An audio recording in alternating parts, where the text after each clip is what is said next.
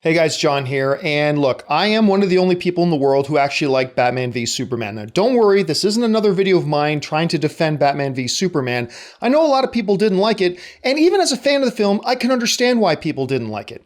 But as we're coming up upon Justice League now, I want to suggest for people who are both fans and critics of Batman v Superman why we should be optimistic for Justice League. Now look, these are not 5 reasons that will guarantee Justice League will be awesome, not at all. But these are at least 5 reasons I believe that we have to be legitimately optimistic about the potential of the film. So let's get started with this. Reason number 1 to be optimistic about Justice League. Batman. Look, from the moment they announced that Ben Affleck was going to be playing Batman, we saw all those memes about Marvel and everybody else laughing at DC that they got rid of Christian Bale and brought in Ben Affleck. Everybody was worried that DC's favorite superhero would be blown. But what happened?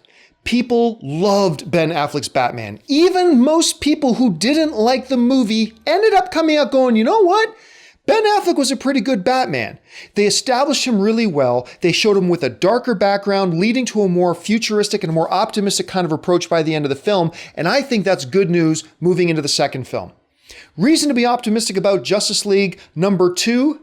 Director Zack Snyder listened. Now look, I always say that directors should not listen to fans. There's a famous NFL quote that from a coach that says, coaches that listen to fans are destined to be sitting with them next week. And I believe that.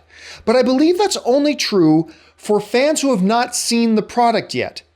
I don't believe that studios or directors should listen to fans when they complain, why did you cast this Heath Ledger guy as Joker? Or why did you cast this Ben Affleck? Or telling directors and producers what they should do with their upcoming movies.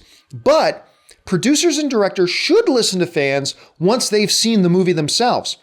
Zack Snyder recently put out an interview where he mentioned, man, when I first saw the reviews for Batman vs. Superman, wow, woof, he said. Zack Snyder listened to the criticism. He listened to the things that fans and critics had with part number 1. He listened to the problems that we had. So we know that as he's moving forward, he's got the ear of the audience. He's listened to us. He's listened to the complaints, and he's going to try to address those issues moving forward. Not like some directors who just go, F the fans, I'm going to do whatever I want. Zack Snyder seems legitimately humbled by the fact that a lot of people didn't like his film and seems determined to address that. Reason number 3 to be optimistic about the Justice League? The Batman vs. Superman extended cut is a vast improvement of the film. Look, even my buddy John Schnepp, who did not like Batman vs. Superman, saw the extended uncut edition, if you will, the director's cut, whatever we want to call it at this point, with the 30 extra minutes, and he came out saying, I'm not saying I'm totally love the film now, but now I like this movie. That means to us that within this whole thing of this Batman versus Superman fiasco, if you will, in there lied a decent movie that more people would have liked. What does that tell us?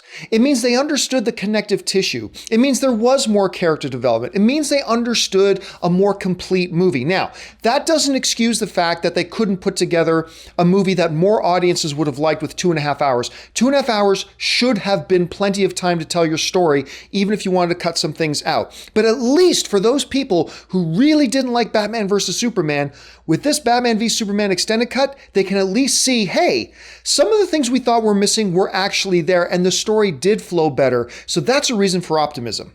Reason number 4 to be optimistic for Justice League. Warner Brothers stayed the course.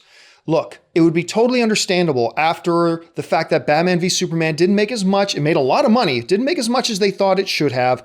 And the fact that the critics seemed to hate it so much and that a lot of the fans didn't like it. It would have been understandable for Warner Brothers to pull the plug. As a matter of fact, one of my criticisms of Warner Brothers and DC over the years has been they've been too reactionary. Instead of making their plan and sticking to their plan and believing in their plan, they've been overly reactionary. But in this case, Warner Brothers has stuck to their guns.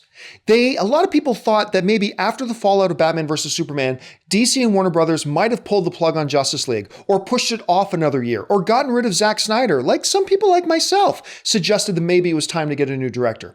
But what did Warner Brothers do? They stayed the course. They believe in the Justice League movie. They believe that Zack Snyder, even with the disappointments of the first film, could deliver that product that they think the fans and the critics will like. To me, that tells me that Warner Brothers is sticking to the plan. plan, that they do have some faith in this project. Even if Batman vs. Superman ended up disappointing a lot of people, Warner Brothers is staying true to the course and direction, and that should be a sign of optimism for us. And number 5, the 5th reason why we should be optimistic about a Justice League movie, Ben Affleck is the executive producer. When Ben Affleck got attached to this film, a lot of people were very happy because it's very well known how passionate he is about this character, how much he loves this character, how much this character has played a part in his youth and growing up and the Batcave at his house and all that kind of stuff. We also got excited because Ben Affleck is one of the best filmmakers in the world right now. Whether it's Gone Baby Gone or Argo or The Town, this dude knows how to make a movie.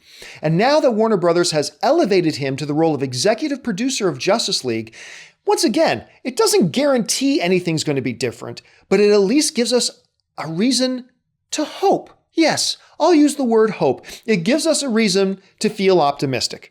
So there you go. Those are my 5 reasons why people who loved and maybe people who are disappointed with Batman v Superman can legitimately feel some optimism for Justice League. Again, doesn't guarantee the movie will be great, but I think we got reason to, there's the word again, hope. What do you think about the 5 reasons? Jump into the comments section below and let me know your thoughts. My name's John Campea. Thanks for joining me. Bye-bye.